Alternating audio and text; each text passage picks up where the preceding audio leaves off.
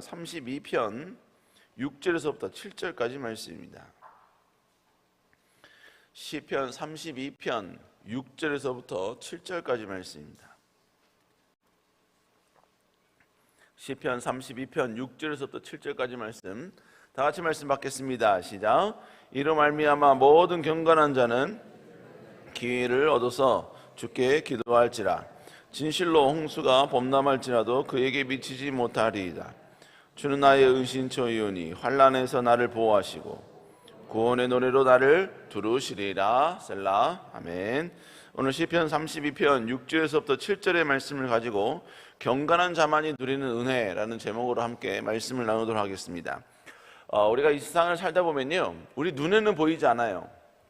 근데 우리 눈에 보이지 않는 그것이 우리의 상황, 우리의 현실, 우리의 모든 보이는 우리의 삶에 또 지대한 영향력을 미치는 것을 보게 됩니다. 예를 들면 세균 같은 것이 그렇지요. 세균은 눈에 보이지 않잖아요. 하지만 그 세균 때문에 때로는 우리는 쓰러지기도 하고 고열이 일어나기도 하고 때로는 여러분 전혀 예상치 못한 아픔이 우리에게 찾아오기도 하는 것입니다. 결국 눈에 보이지 않는 것이 바로 우리의 현실, 눈에 보이는 우리의 삶에 영향을 미치더라는 것입니다. 여러분, 또 공포라는 것도 그렇죠. 공포가 우리 현상적으로 눈에 보이지는 않지 않습니까? 하지만 그 공포심을 느끼는 사람은 모든 행동에서 제약적이 되고 또 전진하는 데 있어서 많은 제약이 있게 되는 것입니다. 오늘 본문도 우리 눈에 가시적으로 드러나는 건 아니에요. 그런데 그것이 우리의 삶에 엄청난 영향을 미치고 있고 또 역사를 일으키는 요소가 된다라는 것을 오늘 본문은 우리에게 소개해주고 있습니다. 그것이 바로 뭐냐면 경건입니다. 경건. 그리고 그 경건을 소유한 자의 삶에는 어떤 변화가 일어나는가, 바로 이것을 우리에게 이야기하고 있습니다. 그래서 먼저 시편 기자는 경건한 자에 대해서 먼저 우리에게 소개를 하고 있죠. 우리 한번 32편 6절 한번 읽어볼까요? 시작. 기회를 얻어서 주께 기도할지라. 진실로 홍수가 범람할지라도 미치지 못하리라. 먼저 시편 기자는 경건한 자를 지금 언급하고 있습니다. 경건한 자. 그러면 시편 기자가 오늘 본문에서 정의하고 있는 경건한 자는 과연 누구인가? 여러분, 이걸 알려면 바로 그 윗구절을 우리가 살펴보면 알 수가 있습니다. 그 윗구절에 주로 언급한 것들이 뭐냐면 죄를 고백하는 자, 죄를 인정하고 주님께 나아가는 자, 바로 이러한 자들을 소개하고 있습니다. 그러니까 경건한 자는 외형적으로 어떤 고상함이 있는 사람, 교양이 있는 그런 사람을 이야기하는 것이 아닙니다.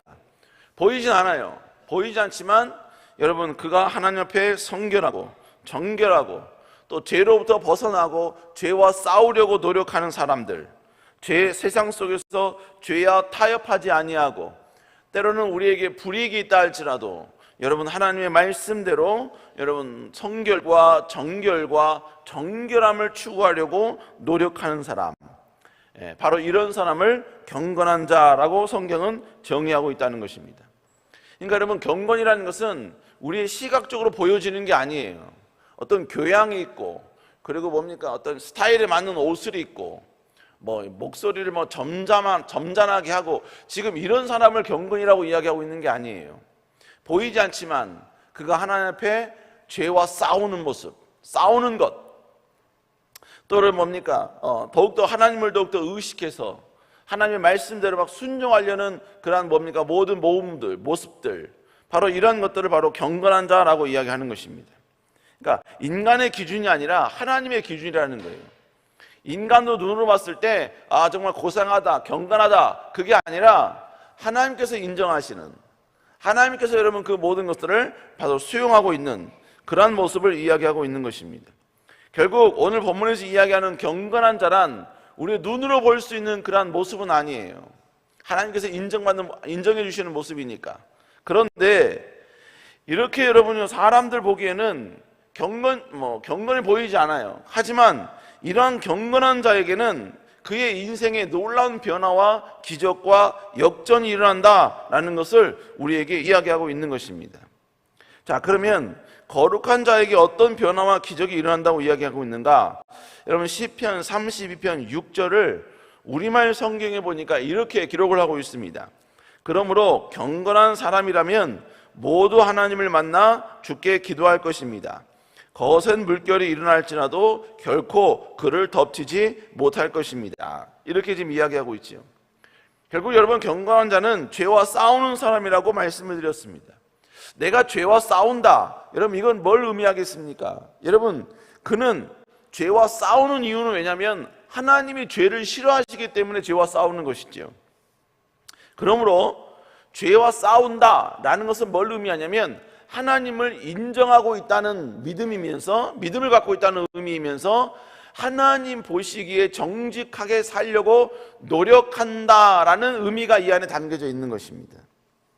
여러분, 그러니까 이렇게 하나님을 의식하면서 죄와 싸우는 사람들, 그래서 여러분 경건을 추구하려는 사람들, 이런 사람들은 어떤 행동을 한다고 말합니까? 6절에 보니까 기도하게 된다라고 말하고 있죠. 기도하게 된다는 거예요. 여러분, 결국 기도는 배움에 의해서 되는 게 아니에요. 내가 기도를 읽었다고 여러분 기도가 되는 게 아니에요. 기도는 내가 하나님을 얼마나 의식하고 있는가, 내가 얼마나 하나님의 말씀대로 살려고 내가 정말로 결단하고 있는가, 얼마나 하나님 보시기에 부끄럽지 않은 인생을 살려는 의지가 내 안에 있는가, 그리고 언제나 우리를 불꽃 같은 눈동자로 보고 계시는 하나님에 대한 의식과 인정이 있을 때 우리는 하나님께 기도할 수 있게 되는 것입니다. 그래서 여러분, 느헤미야가 예루살렘 성벽을 재건하고자 할 때, 여러분 그러한 꿈을 품고 있을 때 왕이 그의 얼굴에 수심이 가득한 것을 보게 됩니다. 여러분, 참 희한하죠? 꿈이 있는데, 계획이 있는데 수심이 있어요. 왜 그렇습니까? 그 꿈은 내 힘대로, 내 힘에 의해서 되는 게 아니기 때문에 그러는 것이죠. 그랬을 때 여러분, 그 왕이 네가 왜 이렇게 수심이 가득하냐 이렇게 질문을 하죠. 그러면서 내가 너에게 도울 것이 무엇이 있느냐 이렇게 이제 질문을 합니다. 그때 느헤미야는요, 자신이 원하는 걸 이제 이야기하면 돼요. 자신이 지금까지 계획했던 것, 그 모든 것도 이제 왕께 쏟아놓으면 되는 겁니다. 그런데 그 쏟아놓기 전에 성경은 느헤미야의 모습에 대해서 느헤미야 2장 4절에 이렇게 이야기합니다. 왕이 내게 이르기를 그러면 내가 무엇을 원하느냐 하시기로 내가 곧 하늘의 하나님께 묵도하고. 지금 느헤미야는 왕에게 이야기할 수 있는 모든 거 다 준비해 놨습니다. 어떻게 이야기하면 좋을지 여러분 그 모든 다 이야기 준비해 놨어요. 그런데 그는 그 상황 속에서도 왕에게 이야기할 때 잠시 하나님께 묵도했다, 즉 하나님께 기도했다라고 이야기를 하고 있는 것입니다. 결국 때로는 기도는 우리가 어떤 시간을 확보해서 하나님께 기도하는 것, 그것도 맞습니다. 그러나 오늘 느헤미야의 모습을 보면 여러분 아주 짧은 시간일지라도 여러분 우리는 하나님께 기도할 수 있다라는 것을 우리에게 이야기해 주고 있는 것입니다. 사랑하는 여러분, 직장에서든지 사업터에서든지 가정에서든지 어디에서든지 여러분 느헤미야처럼 이 잠깐의 기도를 할 수 있는 여러분 되시기를 주의 이름으로 축원합니다. 근데 이 잠깐의 기도를 했다는 얘기 결국 뭘 말하는 거예요? 하나님이 나를 보고 있다는 것을 인식하는 거죠. 또 내가 이 잠깐의 기도일지라도 이 기도를 들어주신 하나님은 모든 것이 가능하다는 하나님의 그 권능과 능력을 신뢰하는 믿음이 있기 때문에 여러분 그 잠깐의 기도를 할 수 있었다는 것입니다. 여러분, 근데 다시 본문에 들어오면요, 이렇게 여러분이요, 경건한 자는 주님께 함께 기도한다는 거예요. 그런데 기도함으로 어떤 역사가 일어난다고 이야기합니까? 바로 그의 삶에 놀라운 변화가 일어난다라고 말하고 있죠. 우리 한번 시편 32편 6절 다시 한번 읽어볼까요? 시작.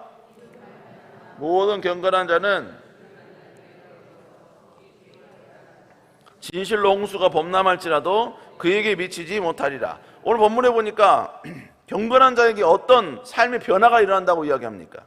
본문에 보니까 홍수가 범람할지라도 그에게 미치지 못한다는 거예요. 여러분, 성경은 기도하는 자에게 홍수가 절대로 일어나지 않는다, 그렇게 말하고 있지 않습니다. 범람이 그의 삶 가운데 전혀 없을 것이다, 여러분 그렇게 이야기하고 있지 않아요. 오늘 본문은 경건한 자 주변에 홍수가 났고 범람이 일어났다라는 사실을 우리에게 이야기해 주고 있습니다. 뿐만 아니라 수많은 사람들이 홍수로 인한 피해가 있다라는 것도 우리에게 말씀해 주고 있죠. 그러나 중요한 건 뭘 말하냐면, 경건한 자, 즉 하나님을 의식하고 하나님을 인정하면서 하나님께 무릎 꿇고 기도로 나아가는 자는 그 모든 사람에게 미치는 재앙 속에서도 하나님은 예외시켜 주시고 제외시켜 주시는 놀라운 축복을 경험할 수 있다라는 것을 우리에게 말씀하고 있는 것입니다. 성경은 기도하는 자에게 홍수 자체가 아예 전혀 없어지게 할 것이다, 여러분 그렇게 말하고 있지 않습니다. 기도한다고 해서 고난이 아예 오지 않는다, 여러분 성경도 그렇게 말하고 있지 않습니다.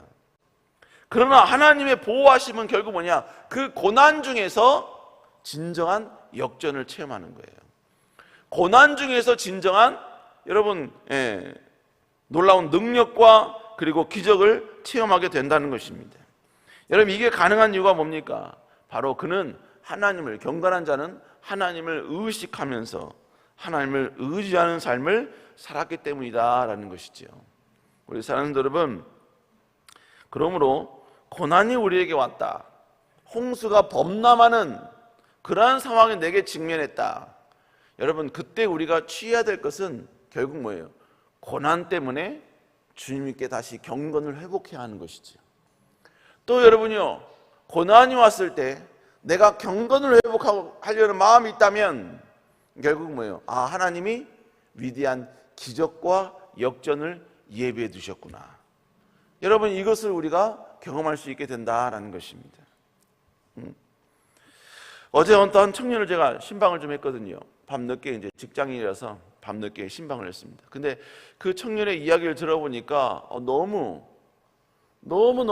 생각이 건전해요. 너무너무 건전합니다. 지금 걔가 투잡을 뛰고 있거든요. 하나는 외국계 회사에 다니고 있고, 외국계 회사 끝나자마자 꽃집을 하고 있습니다. 꽃집을.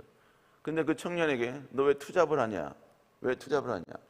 그렇게 물었더니 이 청년이 하는 말이 뭐냐면, 자신은 꽃을 통해서 하나님이 원하시는 것, 하나님의 역사에 아름답게 쓰임받기를 소망한다는 거예요. 그래서 그 청년은 뭡니까? 꽃집에서 나온 모든 수익은 지금 어떠한 펀드에 계속해서 붓고 있다는 거예요. 그리고 또 하나님이 자기에게 남미라는 그런 마음을 품게 하셔서 지금도 스페인 공부를 하고 있다는 겁니다. 신방을 하는데 밤 9시가 넘었어요. 근데 9시에 막 따르릉 막 뭐가 울려요, 알람이. 그래서 뭐 누가 전화하냐 했더니 아니라는 거, 알람이라는 거예요. 무슨 알람이냐라고 물어봤더니 콜롬비아에 있는 애랑 함께 좀 대화하는 그런 시간이라는 거예요. 근데 오늘은 안 했다는 겁니다. 오늘 신방에 있어서 안 한다는 거예요. 제가 물었지요. 네가 어떻게 이런 생각을 가지고 있었냐? 두 가지를 이야기해요. 첫 번째는 주님과의 인격적인 만남이 있었기 때문이고, 두 번째는 자신의 인생에 고난이 있었기 때문이라는 거예요. 그 고난을 통해서 인격적으로 만난 그 하나님에 대한 그 맷집, 하나님에 대한 그 은혜, 하나님에 대한 기억이 있기 때문에 고난이 왔을 때 더 하나님께 엎드리고 하나님께 의지하고 오히려 더 하나님께 나아가니까 하나님께서 매 순간마다 기적과 역사와 능력을 베풀어 주시고, 그 능력을 베풀어 주심이 다시 한번 그의 사상과 가치관과 방향성을 바꾸게 되고, 그래서 그것을 행동하게 되는, 여러분 그런 모습을 갖게 되더라는 것입니다. 여러분 그렇기 때문에 하나님은 우리에게 적절한 고난을 우리에게 허락해 주시는 것입니다. 그리고 그 적절한 고난 속에서 하나님을 의지하며 그 고난을 승리하는 경험을 하면 하나님에 대한 신뢰, 고난 이전에 가지고 있었던 그 신뢰 플러스 알파가 되어서 여러분 더 우리는 강력하게 하나님을 의지하고 바라보고 앙망하는 자가 될 수 있다는 것입니다. 여러분 하나님은 우리가 이 땅 가운데 부자가 되는 게 제 1순위가 아닙니다. 명예와 권력을 얻는 게 하나님의 1순위가 아니에요. 하나님의 제 1순위는 여러분 하나님을 의지하는 그 믿음과 그 신뢰가 점점점 자라나는 것, 여러분 그것을 하나님이 원하시는 것입니다. 그래서 주 없이는 살 수 없으며 모든 것은 다 하나님의 은혜이고 지금 나의 나된 것은 전적인 하나님의 은혜입니다. 여러분 이렇게 철저히 하나님을 의지하고 의탁하러 갈 때 여러분 하나님은 마음껏 그에게 부어주시고 마음껏 그에게 채워주시는 거예요. 왜요? 그러한 믿음을 갖고 있는 사람은, 하나님을 신뢰함을 갖고 있는 사람은 어떤 것을 부어준다 할지라도 하나님이 부어주신 축복 때문에 절대로 쓰러지거나 배신하거나 믿음이 흔들리지 않기 때문에 그런 것입니다. 여러분 결국 하나님은 계속해서 뭐예요? 고난과 역경을 우리에게 주시면서 우리로 하여금 하나님을 더욱더 의지하는 경건한 자가 되어서 하나님께 기도함을 통하여서 그 놀라운 고난과 역경 속에서, 홍수 속에서도 여러분 놀라운 기적을 체험하는 자가 되길 원하신다는 것이지요. 여러분 이런 놀라운 역정과 능력을 경험할 수 있는 여러분 되시기를 주의 이름으로 축복합니다. 그러면서 시편 기자는 이렇게 하나님을 의식하는 자, 하나님을 의지하는 자, 하나님께 기도하는 자에게 어떠한 역사를 일으키시는 분이신가를 다시 소개해주고 있습니다. 우리 시편 32편 7절 한번 읽어볼까요? 시작. 구원의 노래로 나를 두르시리라. 여러분 제일 먼저 시편 기자는 하나님은 자신의 은신처다. 또 더 나아가서는 환난 속에서 자신을 보호하시는 분이시다. 또 마지막에는 구원의 노래로 자식을 두르시는 하나님이시다. 이걸 지금 고백을 하고 있죠. 근데 시편 32편 7절에는 일정한 원칙이 좀 있습니다. 첫 번째는 뭐냐면, 먼저는 고난이 없는 것이 아니라 우리의 삶 가운데 고난은 존재할 수 있다라는 걸 이야기하고 있죠. 여러분이 은신처라는 이야기는 결국 뭡니까? 환난이 있으니까, 고난이 있으니까 그걸 피할 장소가 은신처 아닙니까? 또 이런 본문에 보니까 뭐라고 얘기해요? 또 환난에서 자기를 보호하시는 분, 환난이 있다고 이야기하고 있죠. 구원은 또 뭘 말하는 겁니까? 환난이 완전히 모면된, 완전히 여러분 사라진 상태가 여러분 구원 아니겠습니까?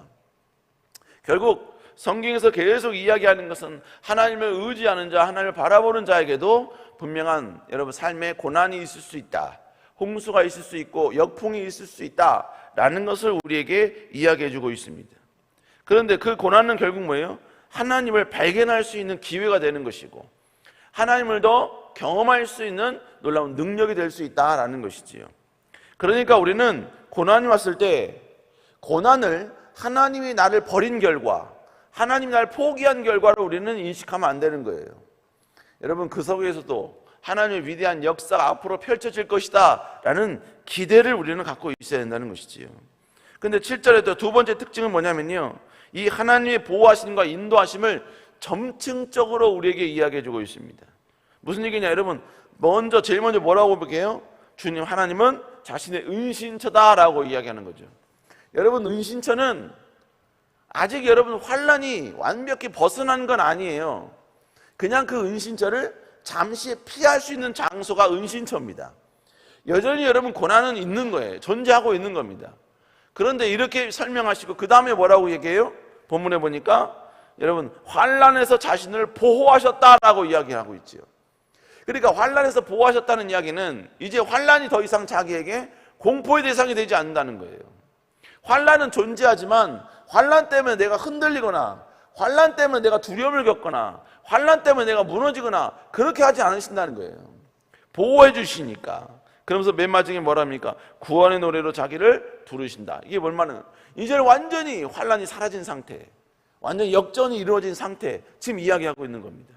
그러니까 7절은 결국 하나님은 어떤 분이신가 이걸 말씀하시면서 여러분 점점점 은신처면서 더 점층적으로 여러분 그럼에도 불구하고 은신처에 있으면서 환난으로부터 보호해 주시고 그 다음에 이제 뭐예요? 완전히 여러분 환난에서부터 우리를 승리케 해주시는 분이시다라는 것을 계속해서 우리에게 이야기하고 있는 것입니다.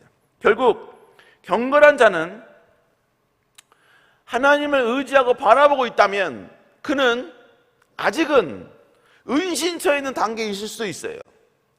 아니면 누구는 환난으로부터 지금 보호를 받고 있는 단계에 있을 수도 있습니다. 그리고 누구는 완벽하게 그 모든 것이 환난이 사라진 구원의 단계로 접어든 상태일 수도 있습니다. 그러나 결론적으로 이야기하는 걸 뭘 말하냐면 그 모든 스텝 바이 스텝은 그 밑바닥에는 그 기저에는 하나님이 계시다는 거예요. 우리 하나님은 절대로 우리를 외면하거나 거절하거나 여러분 그런 분이 아니라 결론적으로는 여러분 완벽한 해결을 주는 방향으로 우리를 인도해 주시고 도와주시고 역사해 주신다라는 것이지요. 결국 경건한 자, 여러분 이것은 우리의 눈으로 알 수 있는 방법이 없습니다. 하지만 이 모든 것을 아시는 하나님께서는 하나님 보시기에 경건을 추구하는 자, 하나님 보시기에 죄와 싸우는 사람은 하나님이 아신다는 것이죠. 그리고 그렇게 하나님을 의식하면서 하나님을 바라보는 사람에게는 하나님 반드시 그의 삶과 인생에 개입하셔서 여러분 어떠한 홍수가 있고 환란이 있을지라도 결국 구원이라는 최종적 해결이라는 방향으로 우리의 삶을 변화시켜 주시고 역전시켜 주시고 인도해 주시는 분이시다라는 것을 오늘 본문은 우리에게 이야기해 주고 있는 것입니다. 사랑하는 여러분, 우리 하나님은 지금도 살아계신 분이시고 지금도 경건한 자를 찾고 계시는 분이시며 지금도 하나님을 의지하는 자를 바라보고 계신 줄로 믿습니다.